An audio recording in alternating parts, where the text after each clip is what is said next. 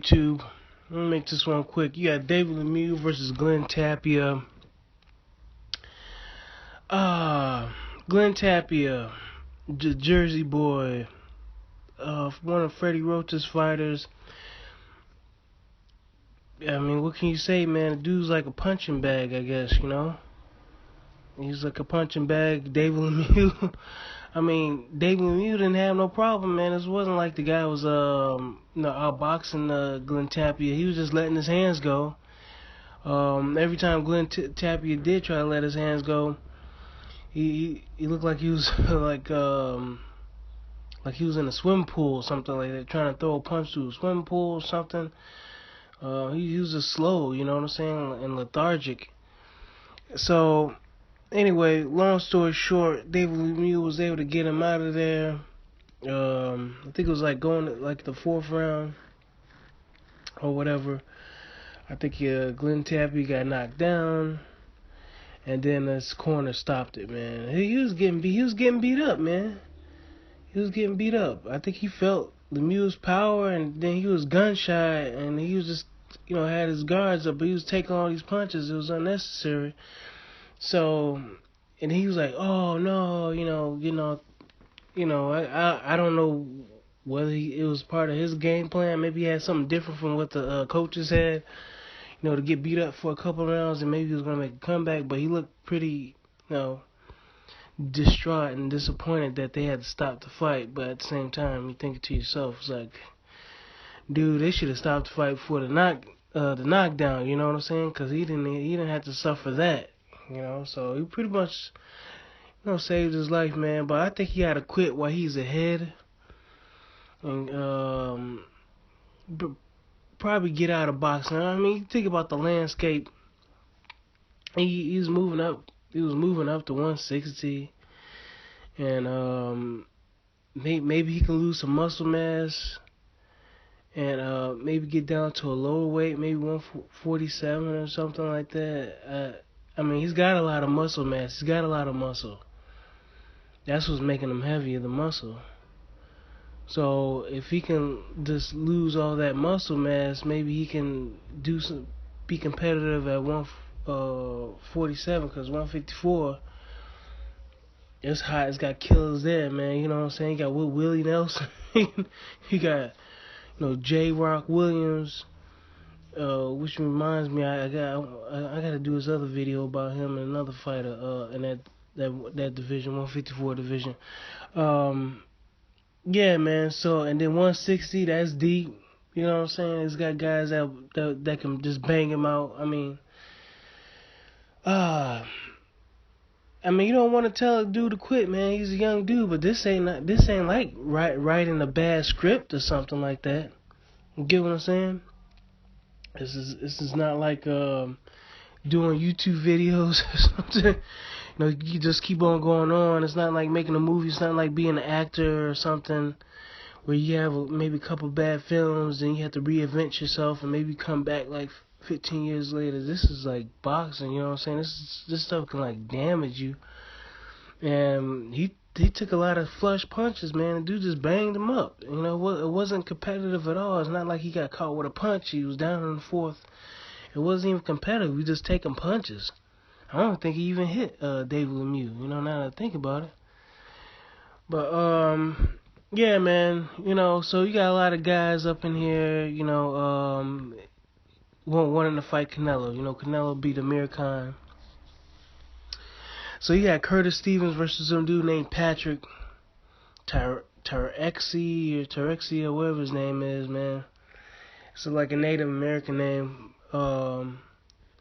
I guess you could say Native South American or something like that, but it looks like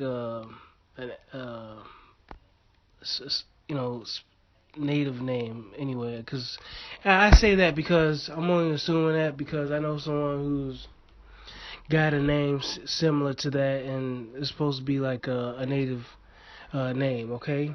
Alright? An Indian name, I guess, okay? And if I'm not being politically correct, I apologize right off the bat, okay? But anyway, long story short, Pat, let's call him Pat, he got beat up, you know what I'm saying? I guess Curtis Stevens was pretty much saying, like, man, They gave me a phone call. I'm supposed to be going with some guy from, Brazil who's undefeated, and he's got all these knockouts and stuff like that. So I guess they figured I was just gonna come in here and be a name for him to boost him up. But I was like, cool, I had no problem with it. So I just took the fight. You know what I'm saying? Big ups to him for that, man. Big ups to him, because these are the fights that's gonna make him relevant. They trying to boost this dude up or putting a name on his record, thinking they're gonna catch Curtis Stevens off guard. Unlike Fernando Montiel versus who was that Laura dude, whatever that guy's name was. Yeah, Fernando Montiel got blasted out last weekend. Jorge Laura or something? Anyway, Jorge whooped old boy, man. Montiel. Anyway, back to what I was saying. Yeah, man, Curtis Stevens, he really did it, man. He really did what he had to do. Being called in. I guess he changed his name to the casual, cerebral assassin. It used to be like Showtime Stevens, but whatever. And he boxed, and he looked good. It's not that I haven't seen him box before, but it's usually like most of the times I see him, he's usually like loading up or something like that. Usually like doing the counter punching and stuff like that. But everybody mentioned like, oh, he boxed this time, and I saw it, and I'm like, yeah, they're right. He did box. He looked good, man. He looked good. He looked real good. But people got to notice, man. Curtis Stevens has one hell of a jab. I don't know if anybody knows that he has one hell of a jab. This is about like the second time I seen him throw a jab and almost knock a dude out. And I think maybe because he has short arms, and guys like walk into the jab, you know what I'm saying? Because his arms are so short, so all he has to do is just really like stick it out there, and you know what I'm saying? So maybe it's like running into like a light pole or something. I myself with like sparring and stuff like that, I was able to do that a couple of times because my arms aren't that long. You know what I'm saying? I got pretty short arms. But yeah, when I was sparring, guys like come in and stuff like that, I just stick out that jab, and they be like, "Oh man, you like punching so hard," and I'm like, "Dude, I just stuck it out, like you just ran into it, But they didn't see it coming. I'm like, because all I gotta do is like pretty much stick it out there, you know what I'm saying? Because his arms are short. And you see Curtis Stevens, man, his glove is like covering practically like 2/3 of his arm, stuff like that, almost to the elbows.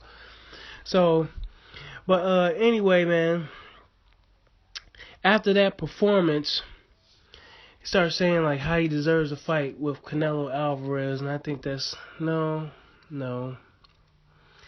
I have to disagree on that one.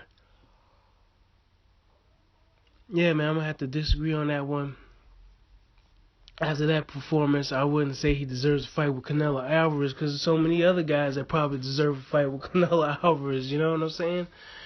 As far as being a common opponent with Triple G, the guy that Canelo should be fighting next, yeah, he probably does have a case. You know what I'm saying? He probably does have a case. Excuse me. He probably does have a case there. No, he could sell that. You know what I'm saying? It's like, man, GGG took what 8 rounds to get me out of there. I hang tough. I can knock people out, a la Torino Johnson late. You know what I'm saying? So the power is real, and you know what? Golovkin really had to show Curtis Stevens respect, man. Curtis Stevens hit Golovkin really, I think flush once, if not twice. And Golovkin boxed in that fight, pretty much like what he did with David Lemieux. The Golovkin is not a fool, you know what I'm saying? Not to say that people perceive him as being one, but he knows power when he sees it. He pays attention. So this is not a guy who's thinking he can just roll through people and not suffer any repercussions. You know what I'm saying?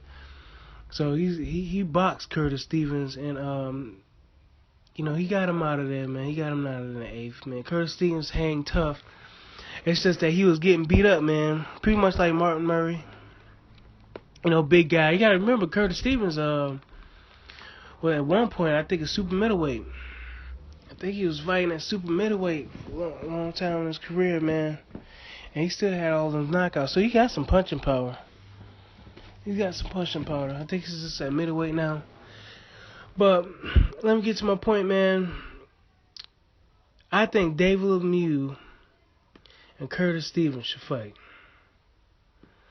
That'd be good, man. David Lemieux versus Curtis Stevens. I mean, they're both on television. Pay-per-view or whatever you want to call it. They're both on there. They're both big punchers. I think that would be a good one, man. Y'all let me know what y'all think. David Lemieux versus Curtis Stevens. Sounds good to me, man. I'll watch that. Alright, man. I'll catch y'all later. Bye.